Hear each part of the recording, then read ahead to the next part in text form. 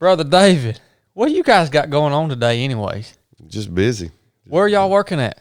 We've got a couple of projects going on. We're out on 27 right here building an aerial line in. I got some guys over in Cartersville putting in some underground, and we're back up in Summerville building an underground circuit around to make a ring back from Rome to Somerville to make some more fiber redundancy. That's what it's all about for us. Huh. And now, is this contracted through the state, or how does that work? Because you're supplying basically high-speed internet to areas that don't have it. Is that right? That's correct. So no, there's really two companies. Well, there's really three companies. There's a holding company that owns all the companies, but then there's Parker FiberNet, which is a CLEC, and other common carriers. So that's where we get our certificated authority. That's how we get access to public rights of ways.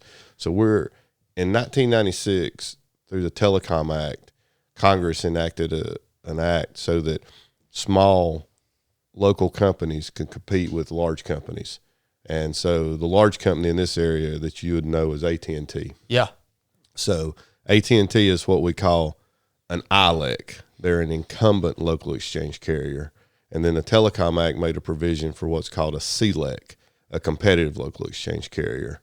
And then there's other common carriers for interstate and FCC regulations and a bunch of nonsense. But anyway, we're a CLEC. So that gives us the same authority that the ILEC has, but we can go after competitive circuits for like one business or two businesses or three rather than having to serve the whole community as the ILEC is mandated to do. Now, the ILEC has some other benefits because they have to serve everybody in the community. We only have to serve the people we want to do competitively.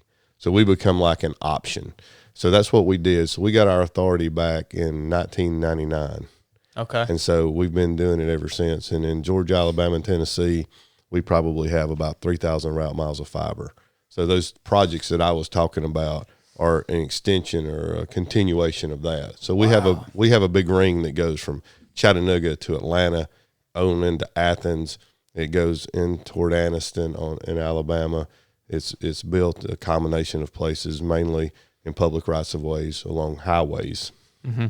And then we have bought some fiber. They're called IRUs, indefensible rights of use, indefeasible rights of use. Big fancy attorney talk, Get some entrapment and Sanders boys down there in Atlanta and you charge you way too much money. But so we get our authority from those guys, from the Public Service Commission. So we're regulated just like AT&T or some of those guys are. No kidding. And that's what we do. So then we get our authority to do that. And then when we get a business edge or we see a customer an opportunity, then we use that to go get the right of way from the state. In this case, if it's a state DOT or the local municipality. And we do that through franchise fees. So like in Rome or Somerville or smaller towns, we pay a franchise fee, which is a tax to the citizenry for us to be back in their space. So if you buy a circuit from me and $100, then we collect 3% of it, and then we give it back to the city, and that's how we get the access to the right of way of the city. Huh. So that's how we get our access for the different companies we do. Man, that's some complex stuff right there, buddy. Yeah, that's big. That's big deals. Yeah. Oh, let me introduce David Parker real quick. Welcome to the 307 podcast, by the way. This is David Parker, and this is how I met David. So we live on a pretty remote farm north of town, and there is no internet at all. Remote is you should explain remote, because some people think remote means that you like drive out of town. You go to the edge of the earth, turn left, go 5 miles, and then you go 10 more miles and turn right. Yeah, that's remote. Yeah, that's a good description of where we live. And so we're out here, and to not have internet is a blessing and a curse, because I think people say, oh, that sounds great. You don't have to, you get home, you don't have to worry about emails and the calls and this and that. And I say, well, yeah, it is sometimes a blessing because you don't have to worry about that stuff. But the fact of the matter is, the way the world works and the way our business operates, we have to have internet. Yeah. So, Brooke starts exploring the options of internet, and there is obviously satellite internet, which absolutely is worthless in my opinion. All right. No, but it's a technology problem. It's not worthless. It's a technology problem. So it's a 31,000 mile geosync orbit. That's 0.8 tenths of a second. The propagation of electromagnetic energy through space. That's one way to the satellite, and then it's one way back. So when you click on your mouse to go to do a Google search, or, some people might go look up Miss January or whatever it is they're looking for, right? It's 0.8 seconds up and 0.8 seconds. So it seems slow. A second seems fast, but a second's slow if you click, because when we click on the internet, we want something to happen. Yeah. So you just have to understand satellite's terrible because of the delay, and there's no way around the delay, right? Now, you boy Elon Musk, he's going to put in some low orbit satellites. So it shortens the delay. Shortens the delay, but the problem is the technology has to be really good, because he's got like 49,000 of these satellites zipping around at 200 or 300 miles. So the delay's gone, but the handoff time is only like horizon to horizon. So I don't know, 10 minutes, 7 minutes, 5, whatever it was. Iridium had a similar time. So then they don't hand off good, and so then you just get lost. So if you go and you want to download a big file to work on it off the satellite, it could work. You could get a Netflix movie. But if you're trying to work, it's absolutely terrible. It's not terrible because of the technology. It's terrible because of the physics. That's right. Yep. I didn't mean to interrupt. No, that's been my experience. We tried that, and it's like it just didn't work for us with the Zoom calls and all the stuff that happens the online. Latency is, it's done happen by the time you're doing it. That's right. Or play a video game. If you play a first person game, you walk into the room, everybody's done, shot everybody, talked to everybody, and then you're leaving. That's it. Yeah. And then you're like, oh, look how good I got shot. Because you just walk in and don't do anything, right? That's it. So Brooke's looking for options, and like we don't know what we're gonna do. And then here's this one man named David Parker. There's only one. He's the only one that's like, oh yeah, we could get high speed internet up in here, easy day. And like, I remember thinking, there's no way this guy can actually do this. It's just money. I don't comprehend what he did. And we'll talk about that in a minute. I want to talk to David here in a minute about how he got going in this industry, and how, look, when I watch David come out and bring us high-speed internet, which takes us to the next level, it's a necessary part of life nowadays. He's the only man that could do it. But what impressed me was every piece of equipment that he brought out there. This is big equipment, by the way. Big trucks, large spider monkey-looking tractors that I've never seen in my life. Every piece of equipment David brought out that's part of Parker FiberNet was clean as a pin, son. I mean, this stuff looked sharp. His men were sharp. They carried themselves well. They spoke well. They got the work done. And I was like, man, that's legit. Yeah. And so, it was amazing what you were able to do, David. And going back, where did you come from? How did you grow up? Well, I grew up, we were just talking about it, we live out in the middle of the country. I knew how to describe where you live because that's where I live. Yeah. I grew up on a farm. I went to Chattooga High School, which is just a poor community. I mean, Chattooga County in Georgia, I think there's 180 some counties in Georgia. Don't quote me, it's somewhere in that number.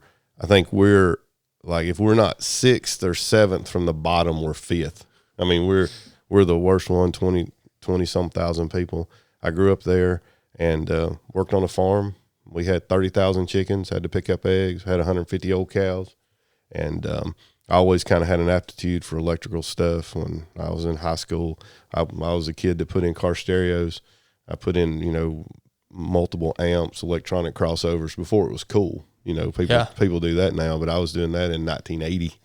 And then people started having contests, and, I met some folks that had a lot of money, and I put systems in their cars that would bounce a quarter off the top of the roof. I mean, it was, because I understood power, I understood amps, audio, that kind of stuff. So then I went to Georgia Tech, got a degree in electrical engineering. And then I've never worked for anybody. I've always worked for myself. And while I was at Tech, 2 guys ahead of me graduated, started a small alarm company. We do cameras, access control, those kind of things, security systems. A few years back, maybe the 90s, there was a bunch of guys got shot up in courtrooms. People would come in, and all the other courts got nervous about it. So we put in a fiber optic camera system for the Lookout Mountain Judicial Circuit. And I did Armitex, the benches. I mean, I just do anything, I just hustling, And so we built that system out. Well, then the people that found out that we were doing fiber in mills, because you can only run, back then if you was doing video cameras, you had to do it like on a coax, 59, 75 ohm stuff, and have to extend it a long way. Well, we got good at running bigger cable, coax, RG11, and other sizes to extend that. Well, then we figured out fiber, that we could run the cameras a long way, and started building camera systems in between municipal buildings. And then that led us into the fiber business, to the computers, because people says, well, if you can do the fiber for this, can you do it for our computers? And then the computer world got me into doing servers in Novell. I don't know if you remember Novell, and networking. So that took me into that. About that time, a buddy of mine had a bank, and computers were getting smaller. And so banks started processing in-house. They started clearing their own cash letter in-house rather than going to a big brokered bank. Like SunTrust used to clear all the community banks, and then they started doing their own cash letter and going to the Fed and doing that. So that we started doing computer systems for that.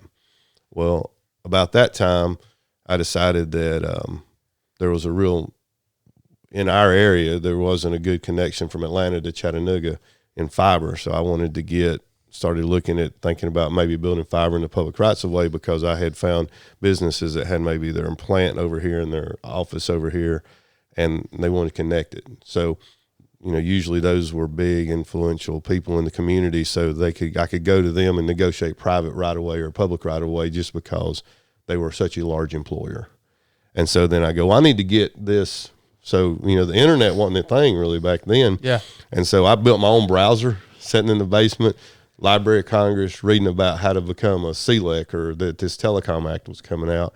And so I started that, knew that I couldn't fight with Georgia Power, because initially I was going to attach to their polls. Found out that their attorney was Troutman and Sanders, found out that Troutman and Sanders was in bed with the Public Service Commission in Georgia. And I'm like, that's who I need to have. And so this banking world, this computer world, took me into the banking world. I was poor, wanted to take them good vacations and deduct them. So I joined Community Bankers, so that they took nice vacations, call it like they go to a conference, but it'd be in like Jekyll Island or in Hawaii or wherever. So if I went, I could deduct that because I was a community banker. Well, I found out a guy that was in Community Bankers that was at Troutman and Sanders, and I got an audience with him. And when he sat in with the telecom guru for them, he goes, well, this sounds like a good idea. And so I pre-sold him service in Athens, and that's how I got started. I built my first fiber ring in Athens, connecting his bank together, and pre-sold him service for 10 years, got my first little bit of money to go build the ring. And then I just kept building rings and expanding, go find a customer, sell them the deal, hustle. Yeah. And I grew up doing that. I mean, when I first started, it's a little different now, but, if I had $100, I'd push 200 into the middle of the table. And if it all didn't go right, I'd have been broke. But I'd do that every day, over and over again, just hustling. I had 11 employees, and I needed, I could have really afford 5. If anything had went wrong, I just was all in, and then, wow, man. And then I finally just got, and I have to be careful to give God the credit. I didn't ask y'all about where you are on your podcast. And, I know people have different things about that. So I'm intentionally Christian, but I don't push what I do on other people. I'm happy to explain that God's been good to me, but whatever you look for, karma, the universe, whatever, I believe in God. Yeah, well, we believe in God here too. Well, I didn't know. I mean, some people, I'm intentional about that, but I have to give him the credit for the success that I've had. But man, when I first started, if one thing went wrong, man, I'd hustle. I'd just go all in. And so I just kept going all in, and build more fiber and get more here. And then, I still have my little alarm business and doing that, but I just kept, building and growing. And then finally you get so many employees though. I'm up to about 45 employees. You have to then realize, hey, I got 45 families I'm responsible for. So now, it's fun when you're whatever, but now I have to make good business decisions. Our reoccurring revenue base, our world's kind of caught up to us, so we make more intentional decisions now. We look at where our costs are, where our cash flow is, and we cover our reoccurring revenue covers all of our expansion. So we don't, like right now I could have, if it was back in the 11 people day or the 5 people day or I was hustling, I'd have 150 employees right now. Because I could make it, but everything would have to happen right. And that's fun, but it ain't. Yeah, I mean, I love that mindset, man. And I'll tell you what, that you're talking about risk. Yeah. You're talking about risk is what you're talking about. You're talking about, like David just said, I've never heard it put that way. I absolutely love that. If I only had $100 to play with, I'd push $200 to the center of the table. And by taking that risk, now you are where you are today, highly, highly successful businessman. And I want to go back to that statement you made, when you got done with Georgia Tech. First of all, that's a big shift in culture from Chattooga County to Georgia Tech. Oh, yeah. I can guarantee you there's not many old boys from Chattooga County that wind up in Georgia Tech. What led you there? Was it the passion? Did you have a vision? I mean, that's a hard school, man. Yeah, my dad, I give him the credit for that. So, and I'm a little bit weird too, I was born in Germany. I was adopted there. My dad was in the military. Him and mom had tried to get pregnant for 11, 12 years, couldn't make it happen. And then they adopted me in Germany, which is kind of unusual. And, I don't know the case, but I suspect that my birth mom, got pregnant, wasn't cool 54 years ago to be pregnant and maybe from a family of means. So she went to Europe to study for a year, popped me out, adopted me away, and then mom and dad got me. But dad always taught me to do, hey, son, it don't matter what you're going to do. If you're going to be the garbage guy, you be the best one there was. If you're going to dig a ditch, dig the ditch the best. If you're going to pick up eggs, pick them up, figure out a thing, be intentional, be the best that you can be. And I had a little aptitude for electronics. I did pretty good in math. I did real good on the SAT, made 800 on the math side, which back in the day, that's all you can make. Made 440 on the verbal. Found out I was dyslexic. I tell people I'm dyslexic and stupid, and they cancel out.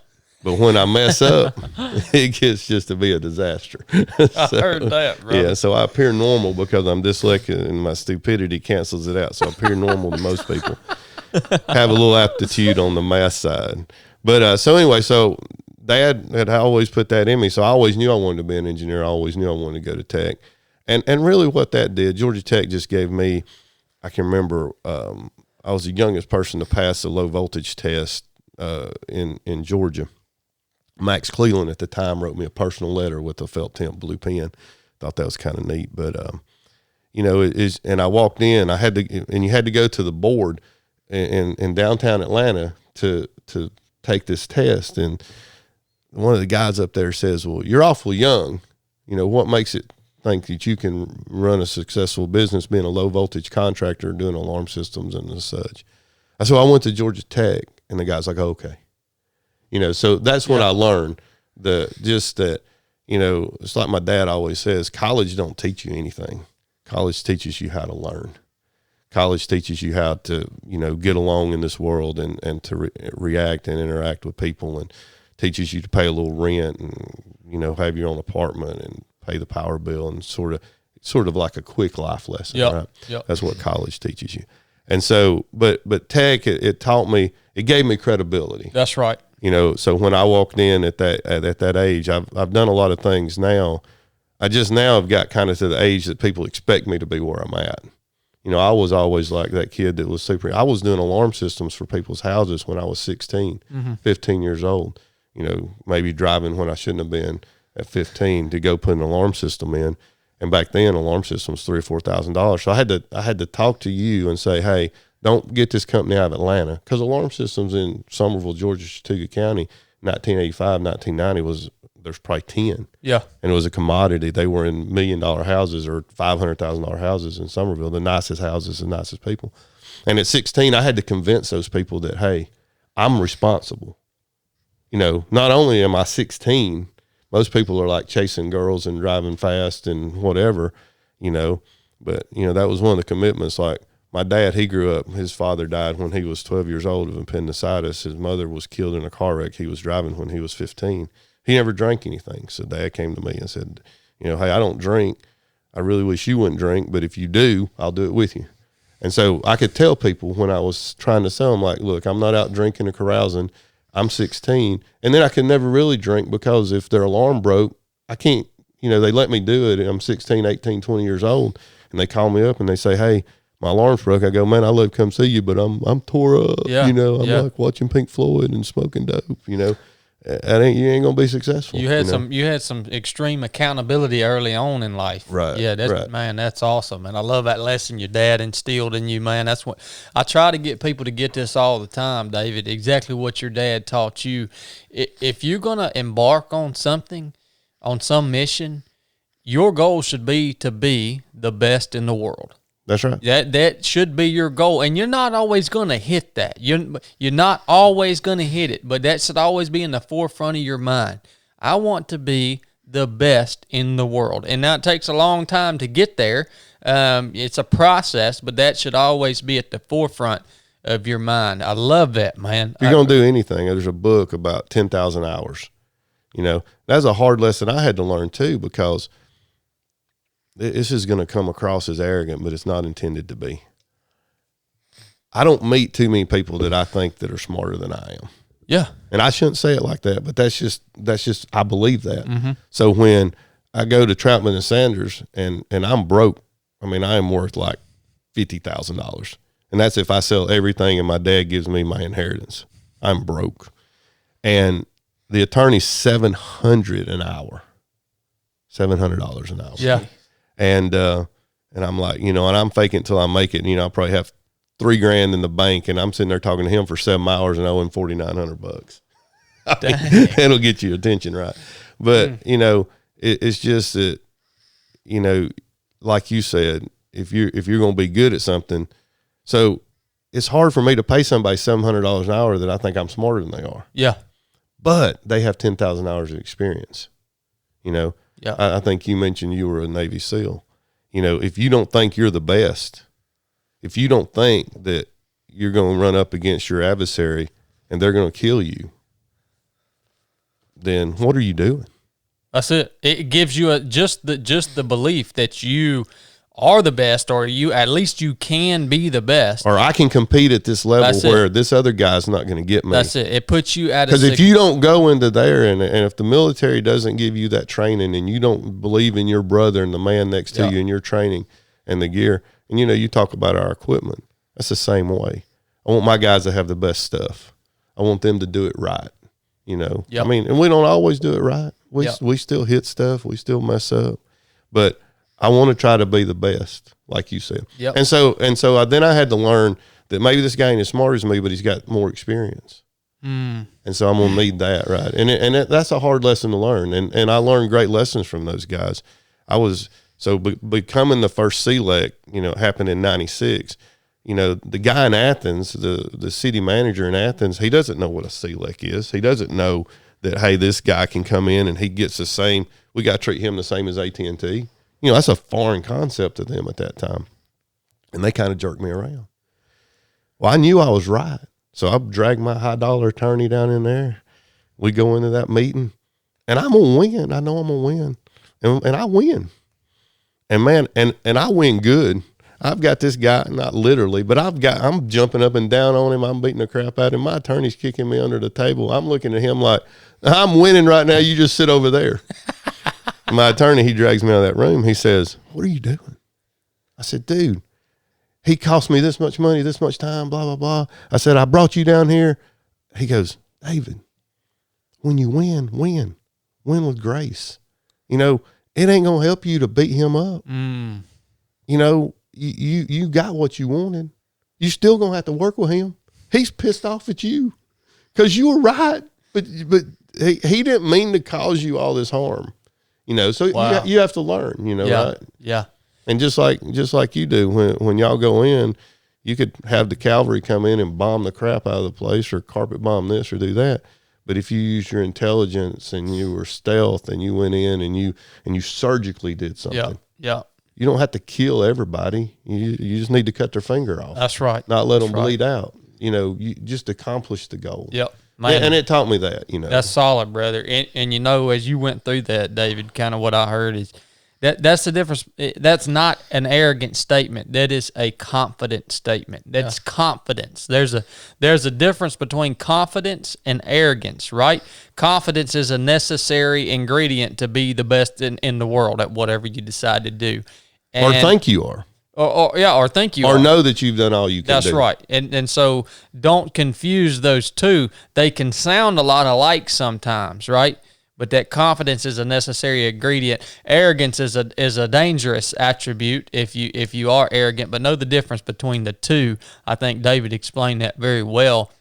And you know, when you get out of school, David, you said I never worked for anybody, so I just went ahead and started my own thing. But I can only imagine with your knowledge, your level of intelligence, was it ever tempting to go to AT&T or to some other company and go that route? I mean, that's obviously the easier route. Were you ever tempted by those options, or? Well, you know, like I said, God's been good to me, and now with the network that we have built is very it's very gratifying for the offers and some of the things that we get to buy our company.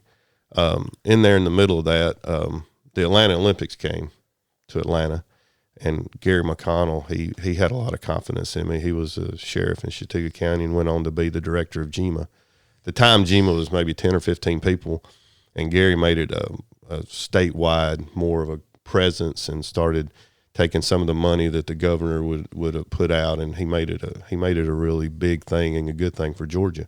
Well, during GEMA, they created SOLEC, State Olympic Law Enforcement Command, and we got to build the war room out. The room used to be maybe seat 10 people, and then it went to seating 400 people. It was a smart concept, so they got a representative from the state troopers in there and the fire department and the DOT, and so any of the state resources, they could just look across a table in a room, and you've got the decision makers sitting there. Well, we built the TV system, and we built the back end of the Atlanta Olympic thing, and we would help with like when they would activate for Freaknik or different kinds of events that came to Atlanta. So we got involved in that. Well, Motorola was there putting in the radio system, and then that led us into doing encrypted force protection radio systems for Motorola all over the world. So we got to do that kind of work, and we charged a lot of money for that. I mean, we went to to Spain and Italy and Germany, and they tried to get us to go to like Pakistan and Afghanistan. And I finally told them people, I said, I ain't working for none of the stands. I heard that. Uzbekistan and all that, you know, you probably have some experience in the military going to those places. I wasn't in the military. And, you know, we've been on a lot of military bases. I've been probably on 100 military bases.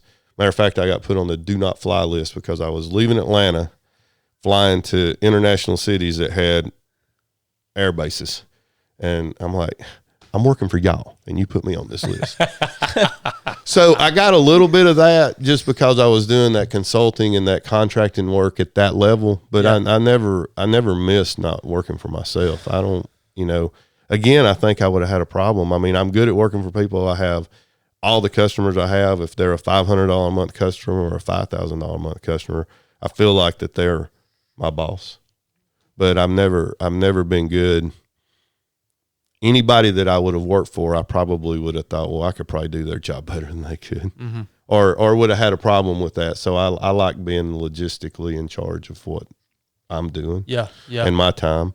And you're still heavily involved in Parker FiberNet. That's what really surprised me, man, was seeing your face. I mean, you're the main, you're the dude. I mean, you're the top dog. And even this small project out at our place, it was like you were there. I mean, you've been in my living room doing stuff, man. Right. And I'm like, so why have you stayed so involved in it? Well, I'd like to be more involved. I mean, like growing up on a farm, one of the neat things about doing it is, if you plow a 20-acre field, there's nothing like at the end of the day, like that field was ratty and bushes and weeds, and you get done and you've plowed it and it's smooth, and the tractor and the smell of the diesel and the heat of the engine, and you're done and you see 20 acres that look perfect. Yep. Or you mowed grass, or you've done hay, or you've baled hay and it looks perfect. There's a reward to that. In our business, you ride around all day, talk on the phone, you don't get anything done. So when my guys are out working, I like to be in the ditch. I like to run the equipment. I can still do everything in my company, not well, because I don't do it 10,000 hours. I got guys that splice fiber. I still can do that. When we first started, I was in the router classes, but, now I've got guys that are so much better and all that than I am. But, I know a little bit. You have a basic understanding. But you just don't have time to be good at it if that's not what you do all the time. But yeah, I stay hands on. I like for the guys to see me. My two boys have graduated from Auburn, and they want to come back in the business. And people think that I've pushed them into that. Well, I really haven't. One of them actually went and worked for a great big huge contractor as an internship, and the other one, that's just what they've wanted to do. And my kids, when they were out of school, I grew up having to pick up eggs. I didn't do it many times, but 30,000 eggs I've picked up by myself. That's 8 hours. That's all you're doing, is picking up eggs in a chicken house, pushing a cart up and down. We didn't have anything automated. My dad did it many, many days by himself, plus do the feeding, plus do that. 12, 14 hours, just one man, just solid at it. And but he was his own boss. He got to do that. And that's what I learned. Yeah. I learned I didn't want to be in a chicken house. And when you're sitting at tech and I want the best student, I had two guys that I had hired ahead of me. I was kind of consultant. I mean, they call it co-op if you do it formally, but I take a quarter off here. I get thrown out because I wouldn't make the right grade and then go back. So, and technically I never finished. I like 3 technical electives and 1 English to finish at tech. But, so I got all my engineering classes out of the way, but that was one thing that was a little, and I was just working, Yep. And this is these kind of lessons here really resonate with me. You say, I know I didn't want to be in a chicken house, and this resonates with me because I can remember getting my butt handed to me on the beach in Southern California during basic underwater demolition SEAL training, and looking out and seeing one of them big Navy ships, hazed gray and underway, son, and just knowing them souls out there were having a rough go at it. And I said, you know what? I don't want to be out on one of those big Navy ships, so I'm going to stay right here where I'm at, getting my butt handed to me on the beach, man. And you talk about knowing at least having a basic understanding of every component of your business. That's the way a SEAL platoon operates. Yeah. I was a breacher in the SEAL teams. I had to be the expert at breaching. But I also had to have a basic understanding of how to take a 1,000-yard shot. I had to have a basic understanding of how to operate my embedder, my little personal radio. I had to have a basic understanding of medical procedures. Yeah. You have to operate that way. And even now in 307 Project, if we need to edit this video because our video editor gets sick for a month, we can do that. If we need to edit this audio file, we can do that. We all have a basic understanding of every aspect of the things that need to happen to make this thing go. Yeah, I saw you clap at the beginning. You were syncing your audio and your video. Man. Just, you learn that because you're like, oh, dang, let me search through here for 10 hours to find something so I can get it synced back up. That's it, man. But, yeah, but you learn that. That's it. And just like in the SEALs, though, I mean, you guys, I've watched those things on the beach, and it's always, that in the movies they portray it as these 6'6" big dudes. The guys that make it through SEALs are the guy that's like wiry and they're usually 5'10". Yeah. Just 140, pure muscle, 150 pounds. Yeah, and can go, and their tenacity to overcome pain, and their tenacity to overcome discomfort and still perform and make good decisions. I've seen videos where they're training pilots, and they give them a cognitive test, and they give them some simple task like playing Chinese checkers or something that's repeatable. And they, say they can do that task in 20 minutes or 20 seconds. And then they come up and they do, they get them cold, they get them wet, they sleep deprive them. And that 20-second task now all of a sudden takes 2 minutes, 5 minutes. The SEALs are excellent at that. Mm-hmm. They train that out of you to where you're proficient when you're hurt, when you're tired, when you're going. And then they build that camaraderie of trust among that operating team. It's an impressive thing. I'm actually worried. We won't delve too much off into politics, but when I hear this nonsense on TV now of what they're trying to do to our military and all this social justice engineering, if something goes bad, the boys like you, the folks that are on my crew that a redneck or a country boy, you think about that song, A Country Boy Can't Survive, and that there's a line in that song, you run a trot line, he can do this, he can do this, he can do this. He can make it. We turn the power off in Atlanta for 48 hours. Anarchy ensues because people don't know how to eat. People don't know how to do it. I could eat. I don't like deer. I hate deer. But dadgummit, I could shoot a deer. You dang right. I could shoot him in the left eye with a 17. I could shoot him with a 30-06. I could kill him with a 22. Hell, I could run over him with my F-350. I could field dress him enough to make it. I could build me a garden for next year, and I can make it. But, that's it, brother. But dude, 80% of the people in this state couldn't. Well, look at when we ran out of gas for a few days here about a month ago, and people were losing their minds, son. Yeah, I thought and about predicted that happening. Yeah, when Joe Biden says, "Hey, we're going to turn off this and we're going to turn off this," when Trump came up, we did the internet for the rally, and he paid us. I mean, they paid us. It was just like a job. But I pulled one of them kids aside that was working for him, and I says, and this was before the election. I said, Trump ain't saying anything about this energy independence. That is a huge deal, what Trump's done about making us energy independent from the rest of the world.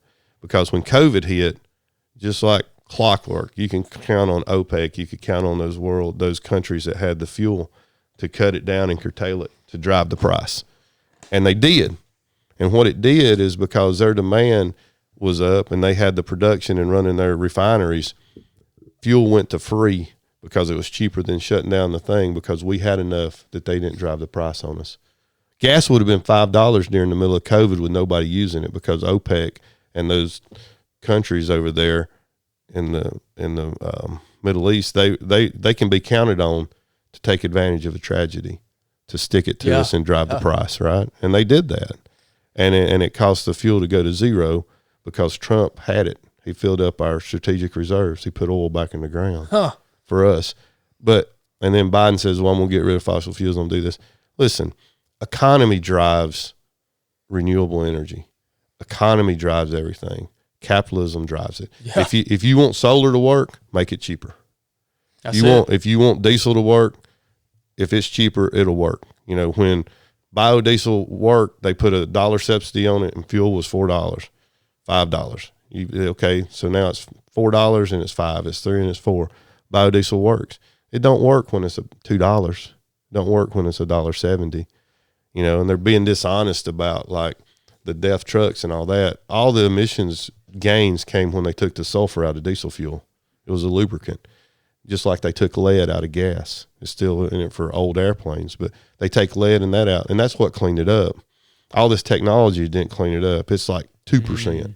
taking the sulfur out, cleaned it up, and the trucks run fine. Now they're using more fuel to make heat to burn up some of these different chemicals and elements in the combustion process. Yeah. But anyway, Trump, he did that. Now, I'm not all the way for Trump. I'm not saying that. I'm just saying if a weak Democratic president and a strong Republican Congress and a strong Republican House was the best thing for David Parker's business, that's what I'm for. But, it sure is nice to have somebody that's intentionally for America. Yeah. When we look around today, I couldn't figure it out for a second. I'm like, what's going on? Why would Biden want to sell us out? Why would these other folks, Zuckerberg, why would these people want to sell us out? And finally it struck me. It's just math. I'm dumb. In America, what is there, 380 million people? 340, 360, 320, depending on the immigration level. In Asia and China, there's 3 billion. 3 billion. So you look at Zuckerberg, that's Facebook. You look at Bezos, it's Amazon. That kid, I forget his name at Google, some Zorgaka is the name. And then you look at maybe even throw Dorsey in there with Twitter now. Those 4 men, personal net worth is about what the budget of America is. Now think about that. Almighty, man. Their companies are about what our GDP is, about 30 trillion a year, 28 trillion, 26 trillion. 3 to 5 trillion is what our budget ought to be. They're spending way more than that, putting us in a deficit. That's their personal net worth. Those men sell to China and Asia. We're only 10% of their business. Yeah.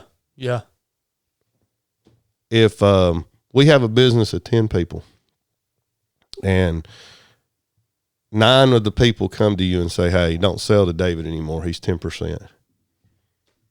You're going to screw David. And that's all they're doing. They're just businessmen. Zuckerberg, he's not for America. He's for Zuckerberg. Yeah. He's not for Facebook. He's for Facebook. And when China and India, he's got even more customers than 3 billion. But we're not even 10% of his business. Yeah. So that's why he's giving $300 million to shore up the Democratic folks, because that's what Biden wants him to do. Because they'll continue to give him the power that he needs, just like the Chinese continue to do it. So then it made sense. Yeah. And Trump didn't have any of that political capital. He didn't care. He was just for America. Dang, David, have you ever thought about running for politics, man? Dude, we've got a huge problem in this country, and you got a pretty dang good grasp on things, man. I don't know about that, but what we got now, and listen, I like some of the Republicans. I don't like some of them, but we've got career politicians. Yeah. The founders intended for senators, for example, and they didn't even put in presidential term limits. It was a gentleman's agreement. Yeah. They didn't even think they needed to put them in, right? They didn't. It wasn't until like the Depression, the mandate, I stay in, and it created the 2-term president. Well, that's a problem. Senators were intended to be successful businessmen in their community, senators, to make the laws, then to give their experience that they had given in their community govern the people next to them, or to go to Congress for 1 term or 2 at the max to give their insight and their leadership. Yep. And then come home and help the people and make decisions not based on what was best for them personally, but what was best for their constituents. Yep. And if you're there for 2 terms, you do that. So, senators are in for, what are they in, 6 years? Give them 2 terms, that's 12 years, that's plenty of time. The House guys are in for 2 terms, give them 4, give them 3, let them go 6 or 8 years. I like Lindsey Graham, but he don't need to be there all the time. We basically have princesses and monarchs. Nancy Pelosi, she had a personal net worth of $3 or $4 million when she came in. Her net worth now is over $50 million. She makes $400,000 a year. That don't make no sense, does it? Speaker. They just now put in some stuff where there's no such thing as insider trading, but a little bit for those guys, but they're making all the laws for the companies. Pretty easy to know what company to invest in if you know that we're about to give Moderna a contract for 50 million doses of something at $10 a dose, and their margin's 40%. Gee, I wonder if I should buy some Moderna. God, 6 weeks before it comes out. But anyway, that's a challenge we have. And it takes a constitutional convention, which means you got to get 26 states, 27 states, depending on how you count it, to all come together to change the term limits. Yeah. Or a vote of 66 of the states. And I don't know. So I'm sure there's somebody listening to this that knows more about civics than I do. But I can assure you it's a constitutional convention or a bunch of people. But we need term limits. I mean, we don't need monarchs and princesses. Yeah. Well, it's turned into more of a kingdom than a democratic republic, right? It's a republic. Yeah, exactly. All the power is supposed to reside with the states. Right. That's right. Yeah, it's become. You're supposed to be governed by your peers next to you. Yeah, it's not an empire. Not a federal. Yeah. Right. I agree with you 100%. Yeah, brother. we need federalism to regulate interstate commerce. We need federalism to make sure that the SEALs have the best airplanes, the best bombs, the best guys, the best tactics, the best surgical insertion teams to keep us safe. So we don't have to fight those fights in the street. Yep. That's it, brother. And and thank you for your service. It was an honor, David. I really appreciate it. How long were you in? 12 years. 12 years. Yep, did 12 years active duty. I medically retired January 2019. Was it a military injury that got you out? Yeah, it was. Yeah, a combination of injuries. So, right. But we're lucky to. I'm blessed to be able to still enjoy a great quality of life. Heck, I just ran 122 miles 3 days ago. So my legs are still good, my heart's still good, my lungs work. And, you hear that, military? I think y'all discharged him, and we should have checked. if he can do that, I'd let him kill some folks for me, wouldn't you? David, I don't know where I want to go into two different things. First, I'd like to hear your testimony. I know you've talked about how. You give glory to God for the success that you have had in life, and no doubt you've done the work. You've put in the work that God's given you. You've done the work and you've done it good. But I would like to hear your testimony, and then I want to go in and just get a few stories from some of the work you've done overseas, because I know you come in behind I've at least heard you came in behind some of these big storms and hurricanes and disasters, and had the opportunity to get some stuff back online, and I'm sure help people and in big ways. So first, would you share your testimony with us? How you how you've come to believe how you believe, and how you've maintained that over the course of your life, man? Yeah, well, that's nice that you asked that. I've been to, when I grew up in church, I talked about my father, and he was a great Christian man, a lot better than me. I have a few, I'm pretty, I get passionate about stuff. So sometimes maybe nothing wrong with that. Yeah, maybe sometimes I use a word I shouldn't use, but my dad, my father, I've never heard him use a cuss word in his whole life. And one of the great attributes that Dad has that I'm lacking in, and I should have it better. And Dad for a while drove a truck for me, and he was sole county commissioner in Chattooga County for 16 years. He was an industrial engineer, but then he ended up being a farmer. But he did industrial engineering, became a farmer, then did the commissioner stuff, and now he's retired. But he's the one that brought me to the Lord. He taught me that, and even told me that's the main thing I'm to do. On earth we're put here. Our first purpose is to get our kids saved. I believe that. I believe that's our job, and then witness to other people around you. And so my dad, I grew up in church the whole time. I did it when we'd go on those youth trips. Those guys that come in and go, I don't have a testimony where I've been, chasing crack whores around and drunk and done this and done all this stuff, and then the light bulb came on, and I was a kid in the back goes, well, it's never too late. You could go ahead and maybe screw around a little while and then come back and straighten up. But I always say that my conversion was more like a dimmer switch instead of a light switch. My dad just kept me in church, was showed me what a father should be in the leadership of being a Christian man, and how to come up, and so that's, mine's boring, which is great.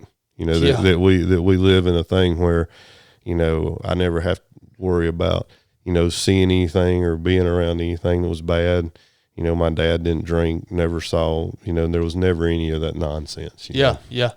And so my conversion to Christianity is just by the pure example of a great man. Yeah. That I still aspire to be, and to be that father and that leadership to my sons. But, you know, it's just, you know, it's kind of boring. Yeah. But no, it's not boring at all. And I want to know too, David, how as your success as a businessman compounded, and you start having more things, more wealth, more possessions, more responsibility. Has it or was there ever a time that it was hard to maintain that faith as those material things have really increased throughout your life? Because you've seen the full spectrum of life, I believe. I mean, you came from the farm gathering eggs to now you are very successful. So was there a time where that affected your faith? Well, no, I mean, it was actually the other way. I mean, I can remember going home from church and Dad telling me the story about a man that became so successful that instead of giving 90% to himself and 10% to the church, he flipped it.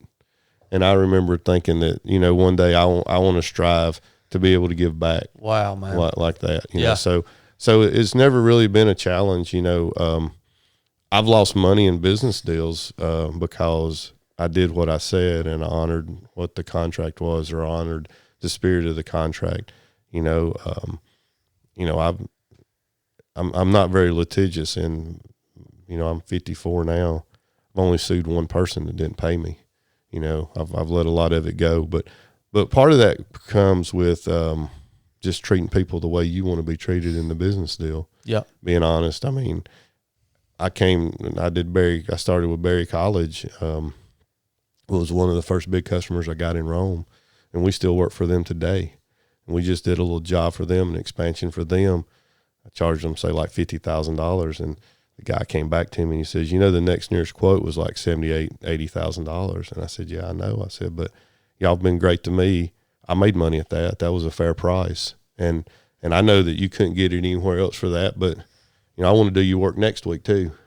You know, I've always said, you know, I want to do, you know, I'd rather hit, you know, 3 hard singles to left than to hit a home run on somebody and they never use you again, right? You know, just so treat people. I like that, man. Wow. Yeah, treat people like you want to do, and it'll come back. You know, it doesn't always. I mean, there's times. I mean, I've tried to do the right thing for people and get screwed. You know, and that happens, but it'll usually work back around if you maintain your integrity and do it.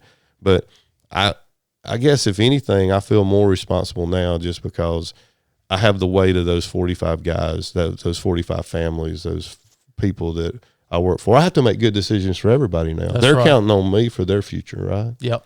And so that's pretty awe-inspiring. I mean, I used to like it, you know, back in the day. See, people don't realize now, but, you know, money was you couldn't really get lines of credit, but at the bank, you could run your checking account upside down. They won't let you do it today, of course. I mean, I guess some big companies can or whatever, but they would let us do that. And, you know, I can remember coming in and 8:30 Monday morning, bank president called me and go, David, you know, you're upside down $50,000. I go, yeah, I paid bills on Friday or Thursday last week. I'm gonna get a deposit in there. I got this, and coming. You know, knowing that I only had like 30,000 coming in, and I'm already 50,000 upside down, and we're working on Monday. Smokes, yeah, but you know that man, there's sort of an adrenaline hustle to that too. You know, you kind of miss that, right? I mean, there's you know, if you don't make the right decision, yeah. I mean, there's nothing like that adrenaline, you know, and then it would be nothing for me. Now I've got it structured better in the office, and the folks they manage and they can do all that now and do the billing. But I used to would go in and do the billing, and I'd stay up all night. It's nothing for me to go in and stay up all night. I'd do all the billing and give it to Christy and say, here it is. Here's 200,000 coming in. I know we owe 50, but over the next 2 weeks, this 200,000 will come in. Well, then that'd buy you 3 more months to run. Then you get upside down. you'd overdo your checking account. And back then, they didn't even charge you for the checks. I mean, they just let you run it upside down. The bank president call you and do it. But man, there's a hustle to that, you know. I bet there is. You know, man. I mean, and it makes you want to go, you know. Yeah. But so you know, that's fun.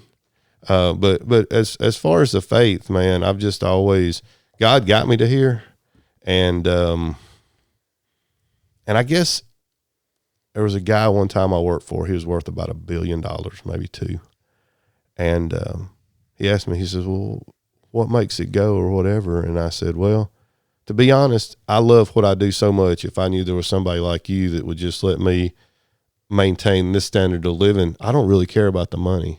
I know people don't believe that, but I really don't care about the money. If I could just get to do what I want to do, it's really not about the money, you know, because what the company's probably worth, just kind of by dumb luck. I always knew that I wanted to be in a reoccurring business. I can remember telling my dad. So me and another guy went and started a bank, because I decided that I wanted to do everybody's communication. I wanted to be able to connect you to the internet. At the time, it was communications. It really wasn't even the internet. And I wanted to trade your money. To trade your money, I needed a Fedline terminal. To get a Fedline terminal, I had to have a bank. And then to build that, I needed to have access to the public rights of ways. So me and a buddy of mine, we went and bought a bank charter in Kentucky and closed the bank down 2 months before their 100th anniversary and moved the charter to Rome. And started a bank, and yeah, that was fun.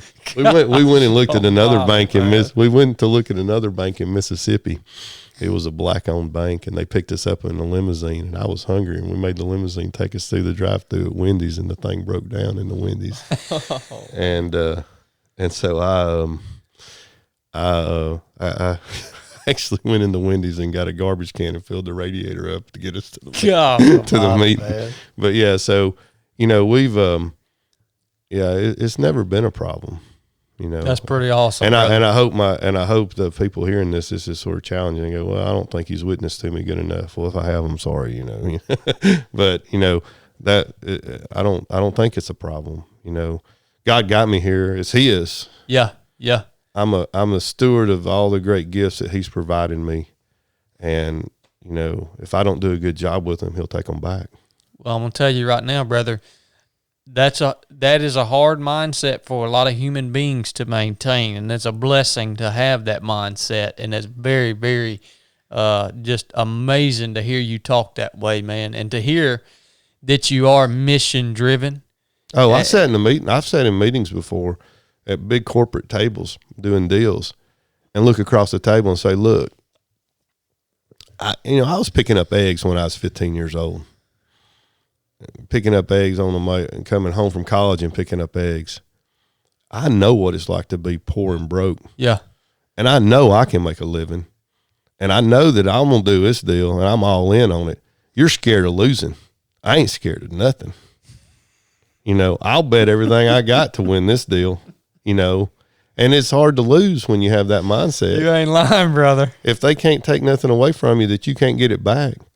There's more millionaires that were millionaires and broke than there are millionaires, right? That just made it and made it. All you millionaires make it and lose it, make it and lose it and make it. So I figured I made it once. I'll make it again. It's hard to lose with that mindset, brother. Gosh almighty. Blake, I hadn't allowed you to talk the whole podcast, man. Sorry about that. Fine. Has your, in your business, has your faith ever hindered you, like in any decisions that not maybe a deal that was going and you shared your faith and hindered the deal or whatever, or have you ever been challenged in that way? Yeah, I've done some, for a little bit I have a little production company and we have some equipment and stages and stuff. And, all that business is driven by beer drinking. And the way my dad brought me up, you can't be successful in that if you don't use that component, that side of it. So, I could have probably went and done that, but now the liability of that is so high with the other business. I can't put those 45 families at risk because I want to do a concert. Yeah. So, I guess it's hindered it in that way before, but if, this may be that arrogant thing again, but man, if you don't want to do business with me because I'm a Christian and I'm telling you I'm a Christian, Yeah. I'm probably not the guy. Yep. That's it. I mean, you know, yeah, I'm, you know, you probably need to get another contractor. Yeah. You know, one thing when my dad was running the last time and he got beat by like 50 votes, 25 people. And people come up to me and say, you know, your dad may just be a little bit too good to be in that job. He may be too Christian. He may be too honest. I go, yeah, that's what you want. That's what you're saying. You want a crook. Yeah. Yeah. Or you want somebody that's not honest, or you want to change. And that's fine. You know, like in small town politics, you don't really win, you lose, right? Yep. The guy that's coming in didn't really win. The guy that had it lost it.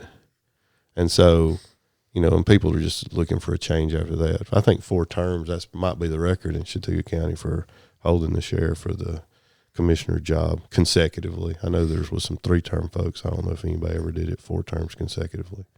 Maybe, I don't know. Mm-hmm. But I mean, he did. And the last time he kind of didn't bow to some of the power folks there.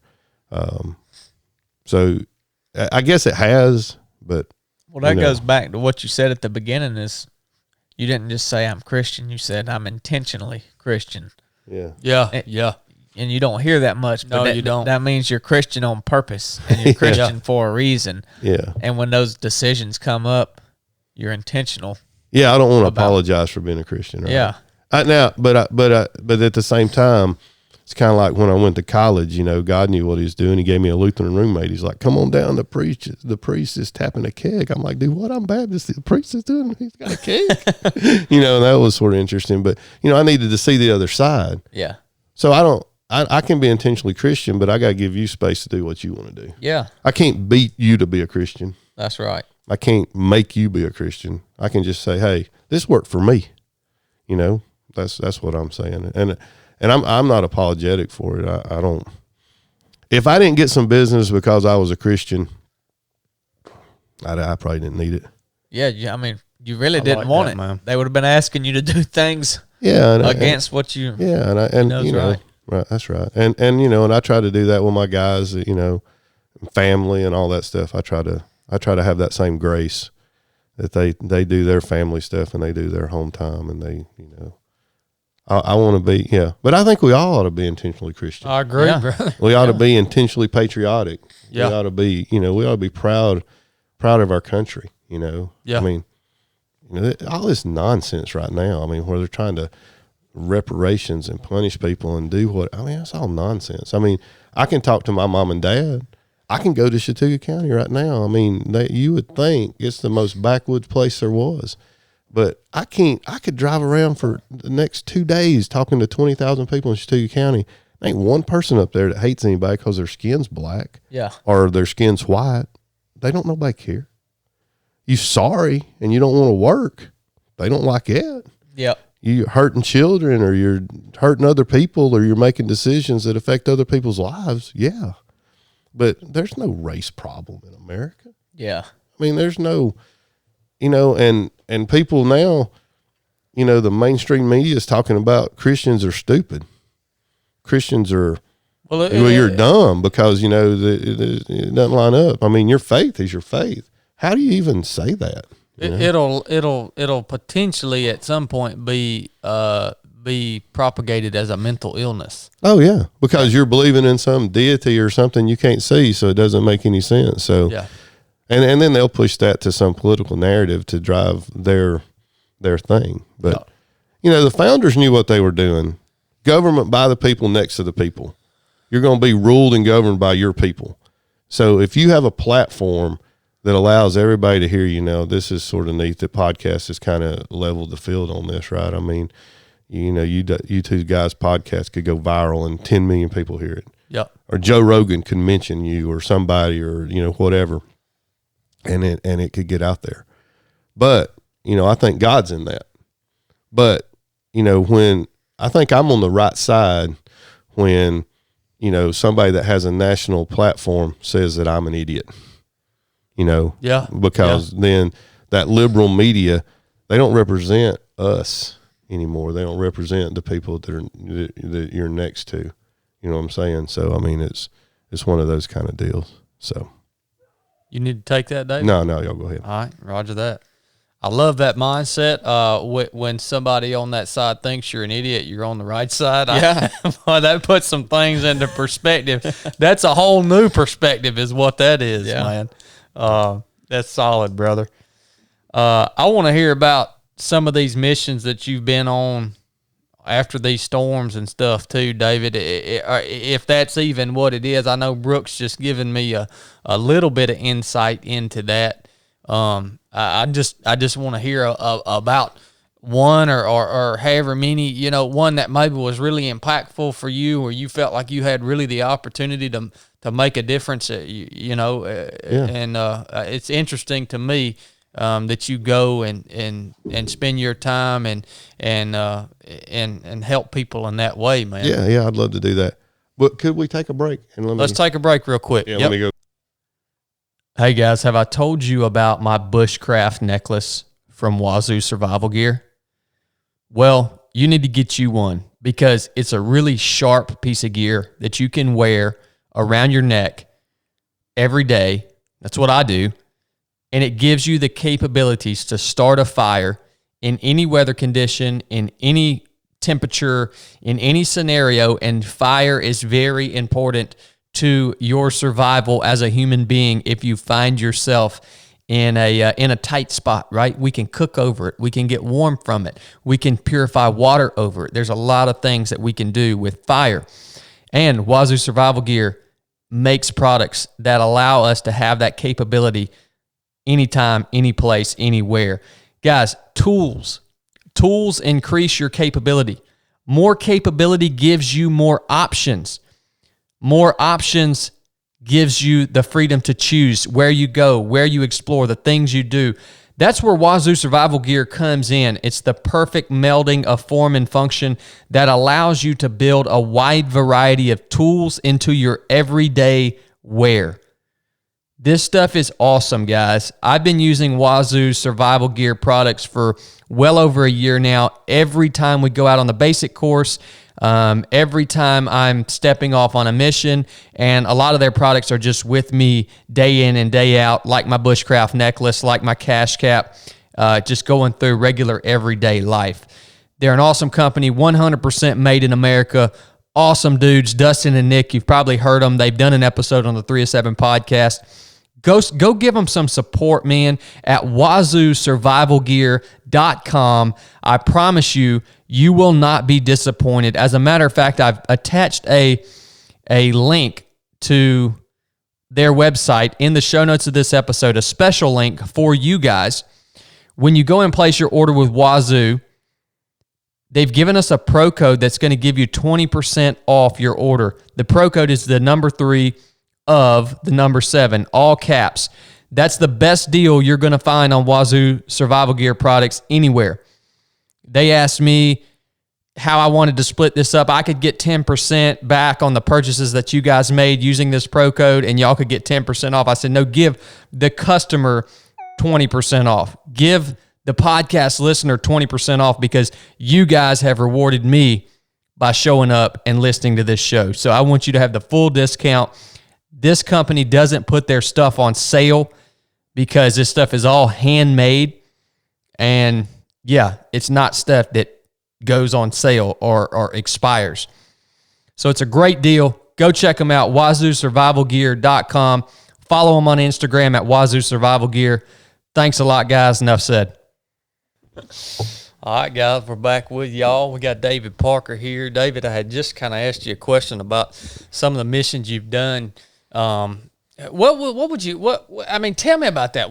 How is that part of your business or your mission when you go in? You go in after storms, or how does that work? Yeah, so I mentioned that, during the Olympics, we had got to do some of that work, and I met Motorola. Yeah. And so then we started building fiber optic networks on military bases with the ZipperNet and force protection, radio systems, and the encrypted radio systems, and even built some bulk encryptors to encrypt some T1 stuff for those guys and some fiber stuff. So we went all around the world doing that. Well, in meeting the guys from Motorola, if there's a storm, Motorola kind of had this team that after a hurricane landed, well, as the hurricanes land, and they mobilize and go into the storm, and they restore the 911 center, and they restore the communications of the like the fire, the police, the radio systems that police and fire and services use.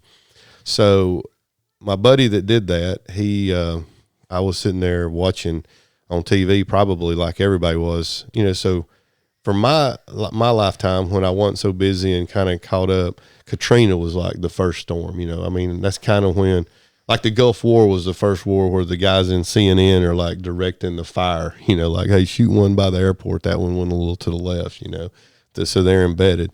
And so when this Katrina storm happened, I was sitting in my living room watching TV, and I called my buddy that worked for Motorola, and I said, hey, Jay, I said, man, are you seeing this? And he goes, seeing it? I'm in the middle of it. I'm down here.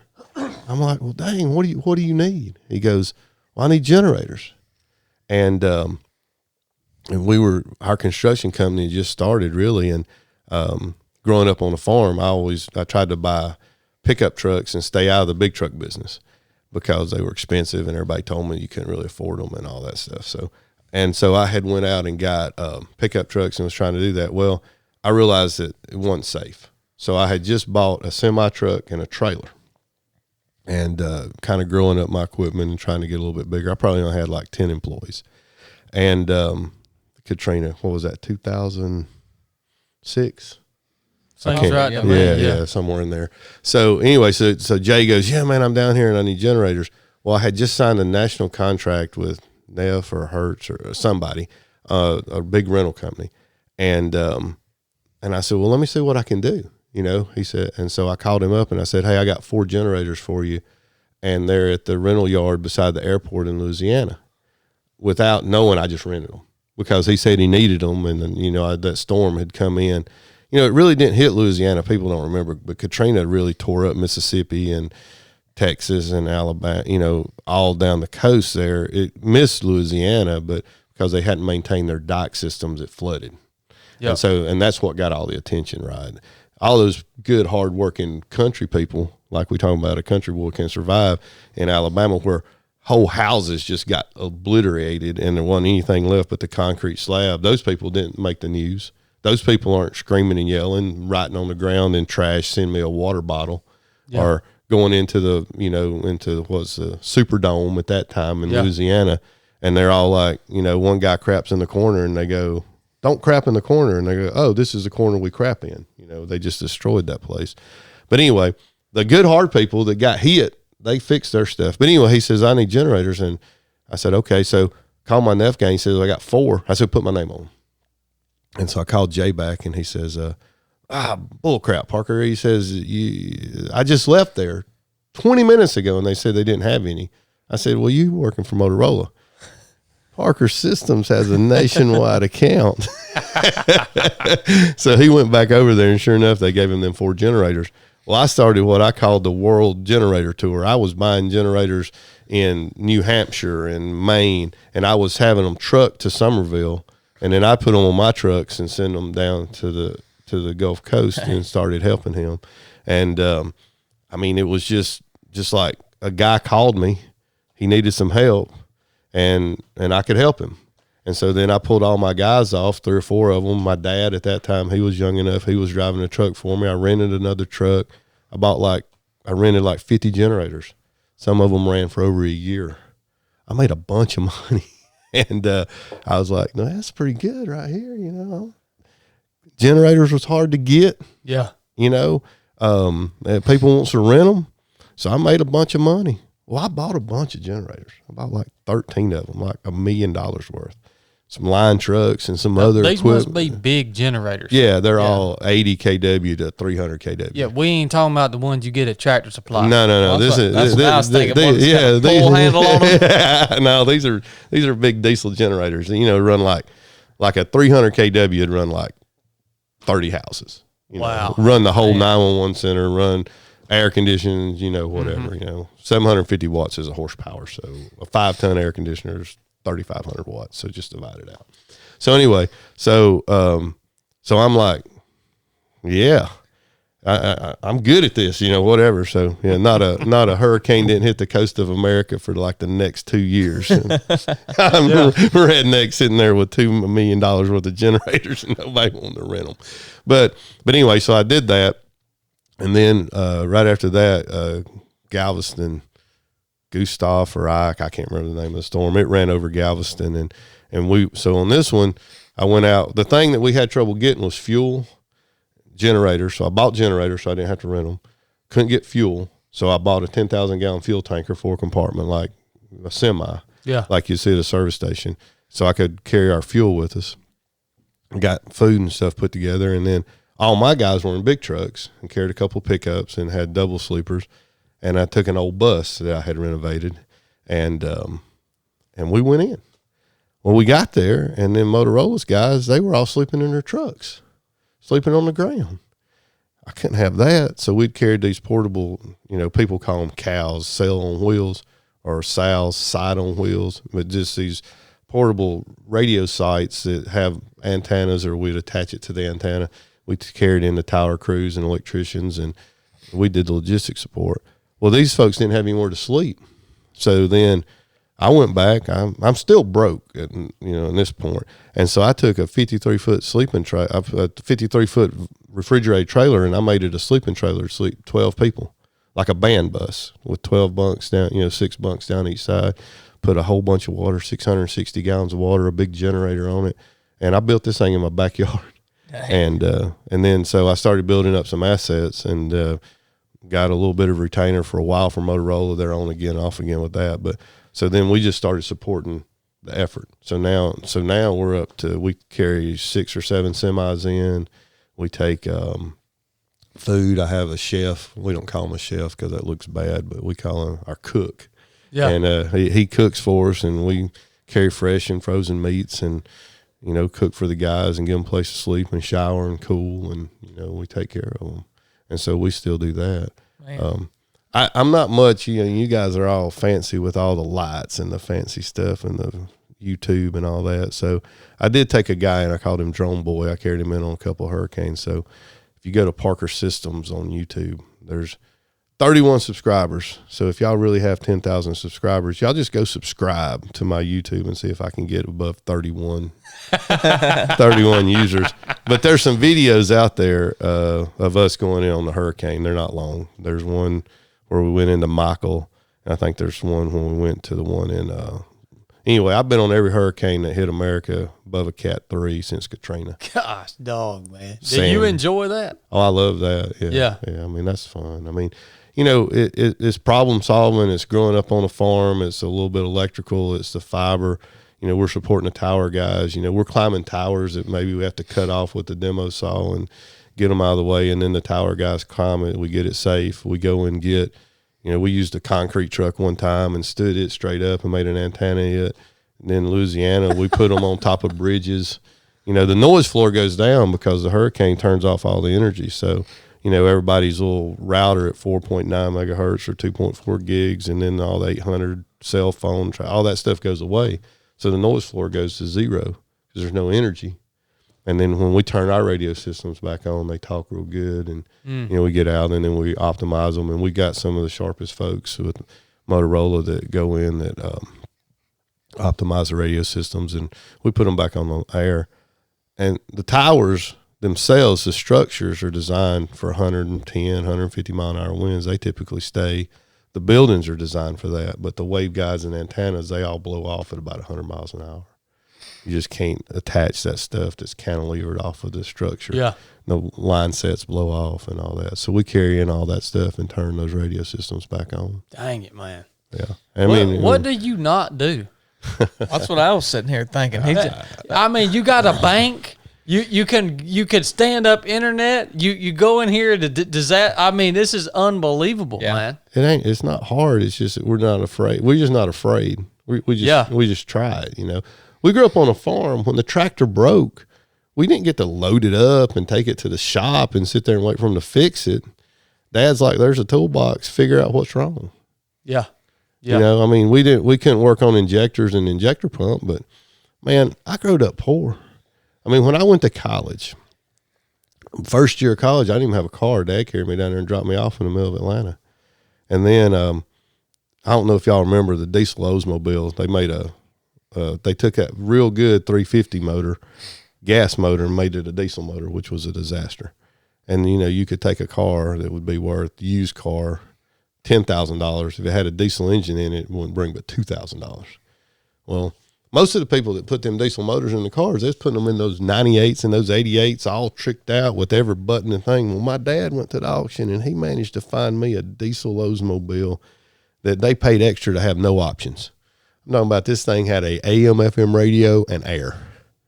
And you rolled the windows down by hand. Uh-huh. And it was a 4-door car. And, the model line was made off kind of like a van is today. It looks like the inside of the truck model that's 2 years old that they don't make anymore. So I had this family 4-door car, diesel. I put 3 injector pumps on it myself. On the weekend, I did 2 water pumps and changed the head gaskets 3 times. And got that old car to go 200,000 miles, But it was worth $2,200. I mean, I grew up poor. I mean, you just had to do it. But you become innovative. But those life lessons of working on the farm, now we've got directional boring machines and well, you saw the kind of stuff we have. But Dad would be like, "Hey, cows over there need some water. Take a subsoiler," and that's just like a 1-shank plow that's about go on the ground about 30 inches. Make you a couple of passes, get y'all a pick, and dig that water line in. I'm like, "Dad, we can rent a trencher." Yeah, I got 2 boys. We'll just rent them. Yeah. So we grew up working. We need to get your dad on the podcast one day. You should. I mean, that'd be pretty epic to hear some of his stories. He sounds like an amazing man. Yeah, and I mean, and he was good. He had an old truck that he had T-pipes on where you can unscrew 2-inch things so he go drag race it. He had three carburetors on an old Ford truck, but it had to be his working truck, but he still drag raced it on the street. It's a different time, but still. Yeah. But no, we grew up. And so when we do those hurricanes, we're good at that because we know how to rotate the power. We can get the generators in. We know a little bit about plumbing, electrical, air conditioning. We can turn the 911 centers on. I can get the logistics. We bring the food, the supplies. Now we roll in with skid loaders and whatever we need to open the path. I mean, and we're in the hurricane. If you look at those videos, you'll see, I always say Motorola ain't happy unless we get wet. We are literally seeing where the storm hits and we deploy on the weak side of it, get in behind it. We usually get rained on, winds usually down to about 50 miles an hour, and then we're back in there. But we have to, if you get in there and you turn those 911 centers back on and you get the communications up and the 911 center's not running cards or manually, and they're like calling in, you might save 1 life. You might save 10 lives. Yeah. Hey, the water's up over here, this or this, and now you get the people. If there's no phones, the cell phones are down usually. Sometimes they stay up, but we're literally usually turning it on, into nothing, and that's what we do. And then we're having to deal with roads washed out. Yep. I mean, the whole thing, Yep. So it's just like, it's exciting, it's fun, but there's just not a lot of people that have all those skill sets. And then I have this amazing crew of guys that work out and work with this equipment and know how to drive big trucks and know all that part of it. And so we can and most of our customers understand that if during hurricane season we pull off for 2 weeks and I take 10 or 15 highly trained technicians that are either super proficient in fiber optic and splicing and running equipment and driving trucks and electrical and techs with all these skill sets, and we pull them off and we can go in there, stay 8 or 10 days and get everything back on. Yeah. We did the same thing in Haiti, when the earthquake hit Haiti, and we were in there 31 hours after it was in. And obviously I can't carry any trucks and logistics that I do, but it was nice to get asked to go on that one because Motorola guy called me and I said, "Well, Jay, I don't have any trucks. I'm not taking generators. We're not taking anything." So he says, "Yeah, but you do all of our logistics." And so I did medical and security for that team. We hired some folks that went in, but we Motorola being corporate, maybe they can't carry the right equipment that a contractor can. Yeah. And so we brought those resources and we went in and took care of that. And in 38 hours, we stood up a 12-channel trunking system over Port-au-Prince and had them back on the air. Yeah. They wanted your innovation. That's what they wanted. Yeah, well- they wanted your ability to solve problems. Right. And Yeah. and that was nice to do it. And he called me and he said, "Look, I can pay you what we normally pay you. I can't pay you what it's worth." And I was like, doesn't matter. I said, the way I looked at it was if there was a dad in Puerto Rico or in Haiti or another country or wherever, and something happened to our families here, and somebody could come and it would make life easier and get back to normal that much quicker for that family, and God's given you the ability to do that, how can you say no? Yeah. Yeah. So that's why I went. That's awesome, brother. Well, David, you've reached a very high pinnacle. What's next for you, man? What are you looking forward to? What are you looking? Is it now? Are you just at a place where you want to maintain, or how does that look for you? Because I could only imagine you don't want to get bored. You don't seem like the type of person that wants to get bored, and you got enough right now to keep you busy. But is there something that you're looking to? I like what I do, obviously, and then I mentioned that my two boys wanted to come back, and if they want to carry on, I'm gonna be there to support them. Yeah. And do what I want to do. Maybe do what I do a little bit bigger. I've had some offers to purchase a company, which numbers that are fantastic of anything I would have ever dreamed that I would have achieved in my life, But the main thing is to like I mentioned before, not to be cliche, but my two boys love the Lord, so I met that obligation that God gave you. And then it's to go out and support your community and tell other people about Christ. That's the next goal. And then to be responsible and a good steward of the gifts that God gave you. There's the story in the Bible where, God gave different level of gifts to different people, and they managed them differently, and he rewarded them based on how they managed what he gave them. That's it. And as long as he keep giving me stuff, I'm going to try to keep managing it the way he would have me manage it. And if we can grow and specialize and get better at what we do, or do a better job, in the world, usually there's three things. You can be faster to market, you can be better to market, or you can be the best value. You can pick two of those, and you can never be all three.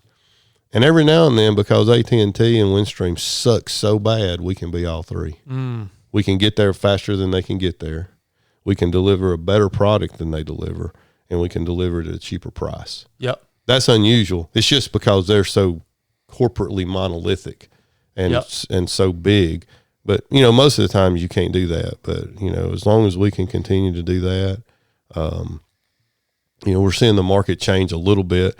Internet, the price of the internet goes to zero, and then the transport, it continues to go down based on bandwidth and transport. But at some point, we reach a level where, like, a human being can consume about 40 megs of data. I've seen different studies, but that's kind of what I think it is. If you look at one, like a 4K video stream, now you can't see any better than that, right? The 4K picture has got more information in it than we can assimilate. The sound, 20 to 20 hertz. I can't hear past probably 13K or 10K now, maybe not even 7. You can hear the bass down to 20 and feel it. And then if I shake you, and every stimulus, 40 megs. So once we get to 100 megs or a gig, 1,000 megs, to you can't assimilate that. And if the delivery methodology is even sloppy, you reach that. So when you get to that level and that speed, there's really nothing else. So now we're going to start talking about latency, and people will start talking about not how fast your internet is. When these devices came out, they talked about the dot pitch and the resolution of the screen. Today, we don't care about the screen. Yeah. Because we know the screen's better than we can see. The screen's better than anybody can see. Wow. So we don't talk about the screen no more. We don't talk about all the features, or now we just talk about the things that matter, the memory and the latency. And so the internet will get like that. We won't care about how fast it is. You'll just care about the latency. And so that's one thing our network does, is we're 5 milliseconds to Google in Atlanta, or to the network. Windstream and AT&T, because they have to route their circuits and we handle it as one Ethernet segment and regen it that way. It's faster. But AT&T does it, and they do routers because of the legacy of their system. So they're 40 to 50 milliseconds. So people start talking about latency. So we're already ahead of that game. Yeah. We've always had the speed, and we've always had the latency. So when people realize that it's the quality, it's sort of like what we talked about in the beginning with the satellite. People don't like satellite internet because of the latency. That's what kills it. Yeah. The speed can be there, and it can be, streamed everywhere. And Elon Musk will win eventually because, we can go over this real quick. Everybody goes, well, what about, what's he call it? Something net. Elon's project, it's called something. I've heard about it. I don't know. Obviously, it's above my head, David. Yeah. I know But anyway, right so he has a bunch of satellites at that low orbit. He hasn't really got this worked out. He still needs terrestrial-based fiber to shoot a link up to the satellite, and it comes down, and it has to hand off. Well, then he's also come up with this way that this laser, fiber is shot with a laser, and at the end of the day, it just blinks. It's a protocol. And everybody goes, well, it's complicated. No, it's not. A protocol is nothing more than like when we were kids and we'd stay out late of the evening. If dinner was ready, Mom would say, turn the light on the back porch. We could see that a long way away. Mm-hmm. And we knew that if the light was on, dinner was ready. Well, that's a protocol. You could have another protocol that if the light goes on and then you turn a red light on, then you turn the white light off, that means bring tea. Mm-hmm. If you turn the white light on, dinner's ready, and you turn the green light on, we need ice. That's a protocol, and that's all the internet does. It just does it really, really fast. Yeah. And so what Elon's figured out is that the speed of light propagating through a media, say glass, is this fast. And I'm going to mess up the numbers, but, a few years ago, they built an undersea cable from Miami to the Caribbean and it ended up in Europe. And then the people that were trading money between the European market and the American market said, well, we need to get there as fast as we can. And so they built a dedicated cable using the great circle of the earth to be straight and saved 5 milliseconds. And let's just say that times 40 milliseconds, the propagation to get to Europe. Elon has got the network that goes up, and he's going to have a steerable laser array on each of the satellites that when it goes up, say in New York, it steers a laser through like 3 of his satellites through this great arc, and then it goes down in Europe. Well, laser light through a vacuum is 3 or 4 times faster than it is through a media. So Elon's going to get there 10 milliseconds faster than any terrestrial-based way, even though he's going farther. He's going up 300 miles, across 300 miles, and then down. Yeah. And so he'll win there when he gets that steerable laser array worked out that doesn't, it steers optically with using switching transistors and, like a steerable satellite array. When he gets that fixed and working, now I don't think that's working yet. He doesn't have enough satellites. He'll win because you'll have to buy it from him because all the people in Europe will beat to death the people that are trading on the other way. Yeah. And then he'll win with like boats in the ocean and people in Africa and, people where there's no infrastructure. Mm-hmm. And eventually it'll get there, but you're still going to need the terrestrial-based fiber. You're still going to need the reliability and the latency. So I'm not too worried about that. So I'll just keep doing what I'm doing. Yeah. And we try to do a little better with the way we do. I mean, we started out taking 1 semi-truck with fuel. Now we take 7. I mean, as long as there's a need, we'll just keep doing what we do. Do you think you'll ever stop? I hope not. No plans for retirement. I mean, what am I? What's more fun than what I do? I can tell, man. You are so passionate about this, and that's what makes it so cool, man. Like I don't know you've taught me so much in this conversation that I would have never tried to grasp it, but you have a very unique way of explaining complex things in country boy logic to where I can understand, okay, this is all right. Now this is starting to make a little sense to me, right? That's a tremendous gift that you have. But just the fact that you're so passionate about it, man, I could sit and listen to you talk for hours because you love what you do. And it is a very necessary and valuable service, man. I'm going to tell you, I mean, what you did at our house, just mind-boggling. Yeah, it's just mind-boggling. Don't get carried away. My grandfather, he was a good dude. He told me, he says, don't get too excited. The graveyard's full of indispensable people. Yeah, you're right about that. So, yeah. It keeps rolling on, don't it? Yeah, it don't matter. Well, I figured out running the internet is just a front for what David really does. It got all kind of other stuff. Yeah, which is everything. Yeah, that's right. Yeah. Man, and so y'all are being too nice. At the end of the day, I'm a fancy plumber.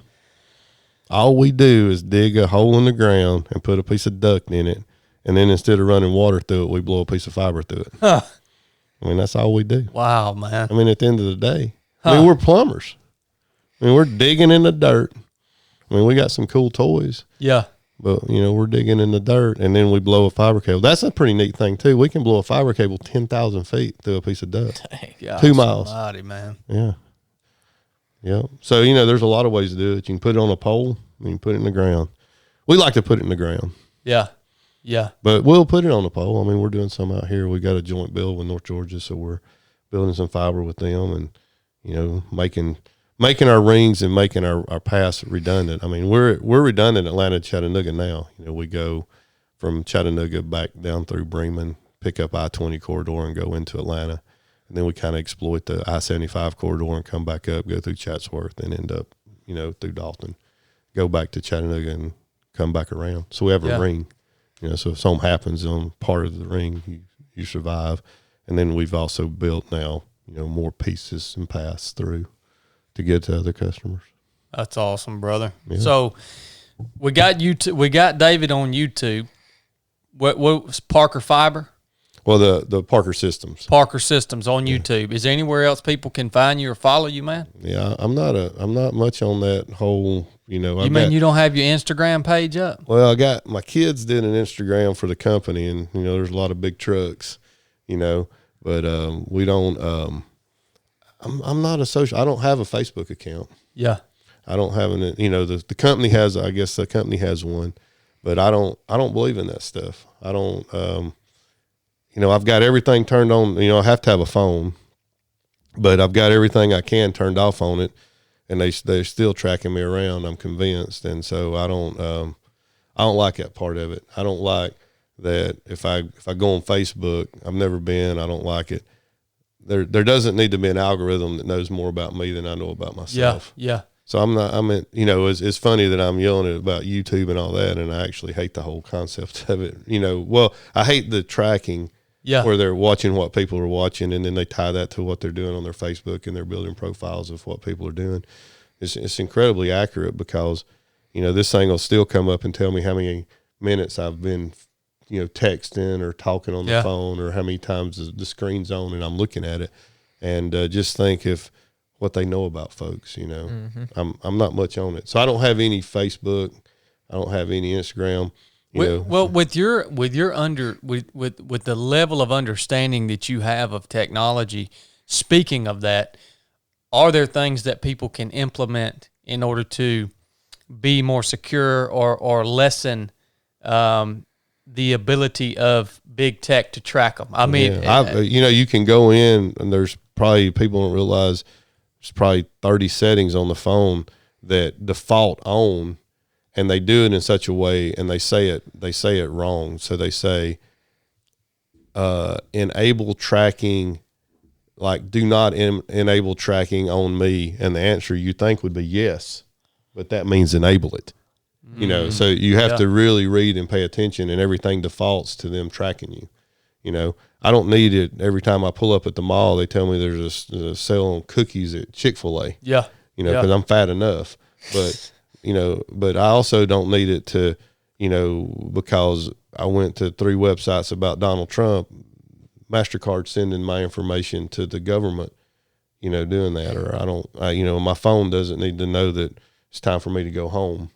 I mean, it's just, and the Facebook tracking and your likes and the things you do, if, we're worried about going into an event or something, and like when some of the the rioting and all that stuff happened around our data centers, and I go and research what Antifa's doing so that I know that they've got somebody that they're going to insert to try to get the local people that are probably protesting for something positive, and then they send the Antifa guys in there to get that bunch stirred up.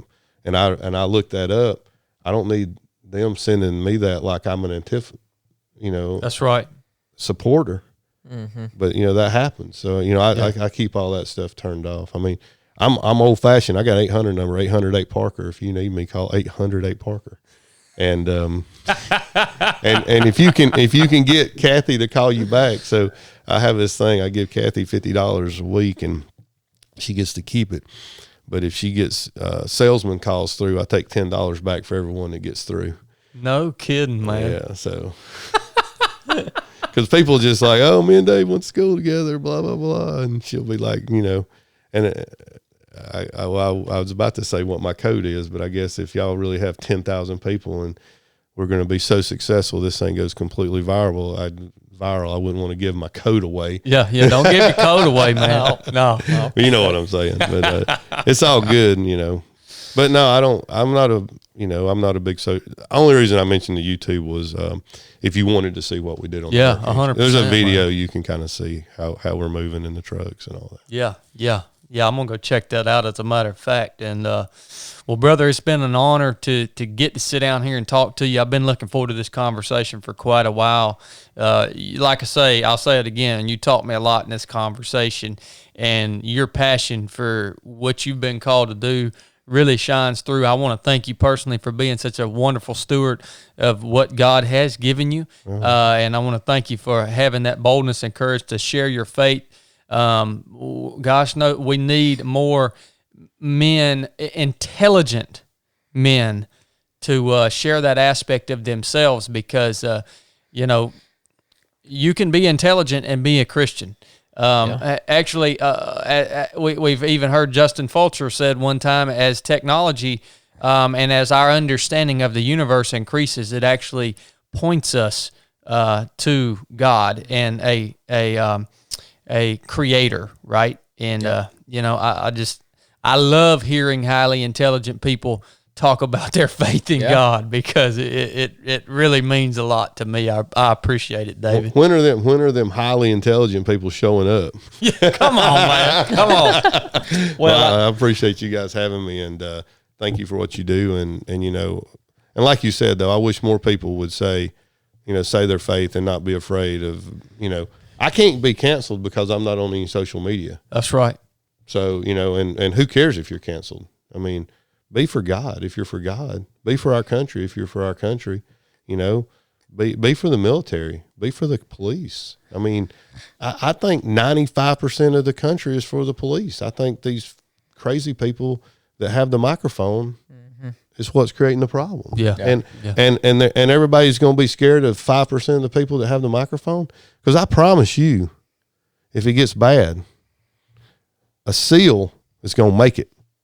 Country boy like you is going to make it. Yeah.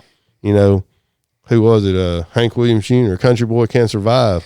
All you flag waving liberal people that want to have a problem with me driving a gasoline car, when it all hits the fan and your heat don't work and your air don't work and your grocery store don't work, where does meat come from? I don't know where you get yours from. I get mine from the grocery store. Them people get in line behind us when it gets ugly. Yeah, we got a couple million pounds on the hoof right out here, right? yeah. I mean, I'll go hunt cow. That's it, brother. It'll be easy. But yeah, I'd like to encourage folks to be about their faith, be about their Christianity, be about their belief in the system, and try to put people, in those congressional seats and in those positions of political importance that have your faith system and your belief system, and they aren't afraid to say it. Yep. We're supposed to be a republic, a representative republic of a democracy. Then they're supposed to represent us. I don't think they do. They represent their checkbook and them getting more power and making government bigger. That ain't the way it's supposed to be. Agreed. Our government. When you say government, you all think state of Georgia. Yep. Your community. You shouldn't think federal government. Yep. Federal government should regulate trade and keep us safe on the world stage. Yep. And then everything else ought to be your local government. I mean, our schools ought to be by our people. it ought to be a consensus of what our communities want, not what somebody in Washington wants. Well, buddy, we have screwed that up. Yeah. We have screwed that up. Yeah. I mean, I'll give it a amen. That's the reality of the way it should operate. Yeah. I couldn't say it any better myself. There's nothing that I can add or take away from that statement you just made. Yeah.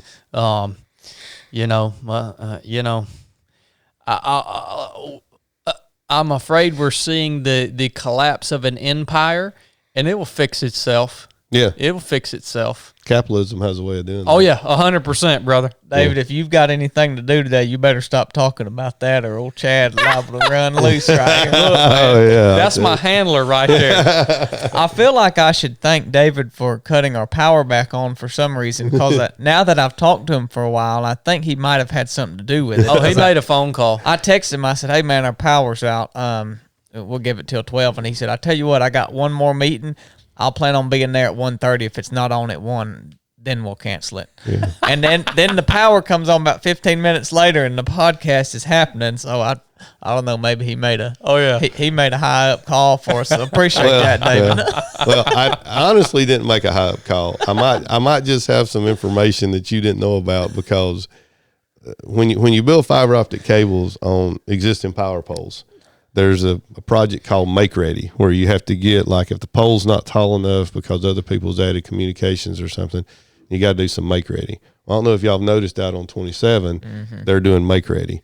And I might have known why your power was off. So I might have had a little inside information. I might have been the reason it was off. That's so cool. Yeah, but yeah, it's just by coincidence. And I knew that if you just buy you a minute that it'd be back. And they were changing out a pole, so I knew that's why they had you off for just a minute. But yeah, that's all good. But yeah, the other night, the local EMC, that's another great thing about America. One of the greatest things, I'll say this and then we'll get off of it. The REA, the Rural Electrification Administration, is probably the most successful program that the federal government ever put in place. So it was put in place so that when the cities had light bulbs or a light, and you could do something, run a washing machine, start an industry, do whatever, the federal government said, hey, we need to get power out to these small farms.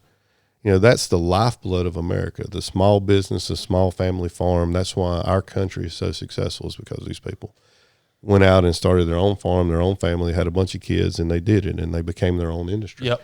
And they needed power to do that. They needed washing machines and gins and mills, and then that got them into welders. And the Industrial Revolution started by the electrification of the small farm, and the REA did that by taking money and putting out there. The internet needs to be the same way for these communities, because it's just as important, and it allows you guys running internet from whoever into your business in the middle of y'all. I mean, y'all a little closer than the middle of nowhere than I live and you live, but this house here is still way out. But I mean, you guys have, sitting in this room, more technology that landed 3 shuttles and, 2 things on the moon. And y'all have great audio gear, video gear. You can do whatever, and the quality of the audio and the video production that you can do with this consumer, pro consumer gear rivals what is happening at a studio in a major market 5 years ago. Yeah, better than 10 years ago. Yeah, and you guys can do that yourselves, but you can only do it because the internet's here.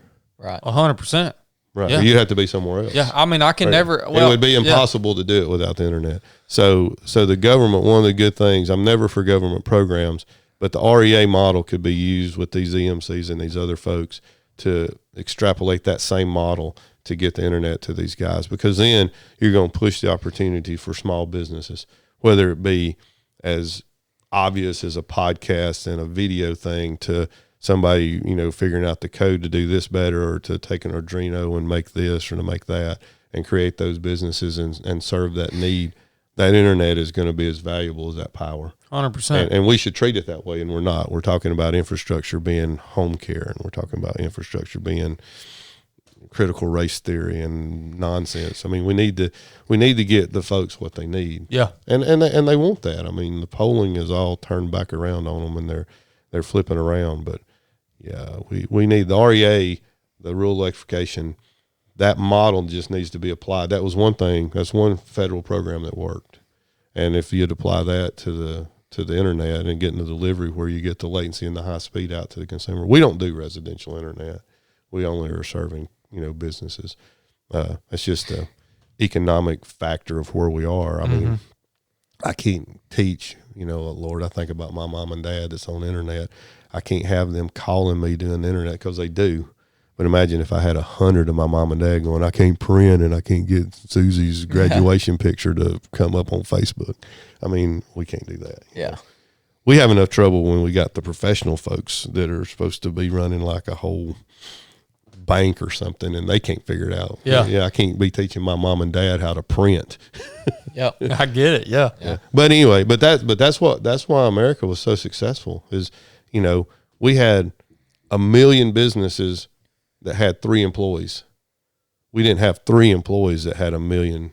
We didn't have 3 businesses that had 1 million. 1 million employees. That's right. Yep. Yeah, that's why we're successful. Man. That's why our country's successful. That's the truth, brother. And even with everything that's happening, I'll take boys like you and him. I'll go to the fight with you. And just like sitting in that boardroom telling that guy, I've been poor before and I can be poor again. And I ain't afraid. I can get back up. Yeah. And and You China fired me up, man. Yeah, well, and China and all them other people, they're sitting there and they're thinking, well, they're getting us. They're buying our country away from us. Yeah. They're buying the businesses away from us. Google's done sold us out. Amazon's done sold us out. And it's just a business deal for them. It's at 10, 90%. It's easy. But, I'll still take, I've been to Korea. I've been to Venezuela. Mm-hmm. I mean, I'm a foot taller than them people. I know I can take on like 5 of them. Yeah. That's it. And if I take 3 or 4 of them with me that I've kind of, that's worked beside me and done a little training with us, nothing to what you've done, but I bet 5 of me could take 50 of them. Yeah. My 5 guys, I'll go, and that's why America's great. We don't need to take that away. I can't add nothing or take away from that. That's perfectly put. Yeah. And that is why this nation has become so great in such a short amount of time. Yeah, in history, look at what we've accomplished in 300 years. It's unsurpassed. Yeah. I mean, I went to Kenya one time, and I was over there looking at building a fiber cable from Mumbai up to the sea, and was there and was looking, and I was going to bring 2 D9 plow trains in, and they was an actuary was like, well, we'll just dig it by hand. And I'm like, okay.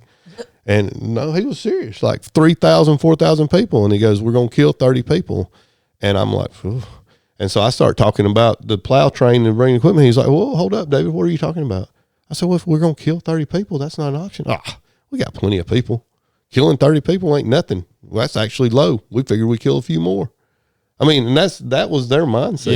Yeah. And I looked around there and I go, y'all got the wheel in the fire like 3,000 years before us, and y'all still stuck at the wheel in the fire. They are. I mean, they still have the back end out of a 57 Chevy making a cart that 2 guys is pushing. I mean, what happened in America? What happened in America is a country boy can survive. That's it, man. We got a light bulb out there and a motor, and them guys engineered and MacGyvered and built and fixed and got equipment, and the Vermeer drilling machine, directional boring machine, comes from a guy that built a plow in Iowa. I mean, that's why America's great. That's it, brother. The folks they've had the wheel in the fire for 3,000 years. They still at the wheel in the fire. Yep. I mean, we got a dadgum F-15 that can fly 3 times the speed of sound and hit a thing the size of this house while zipping by at 2,000 miles an hour, and they can't get their bus to quit smoking when it pulls up to the curb. Yep.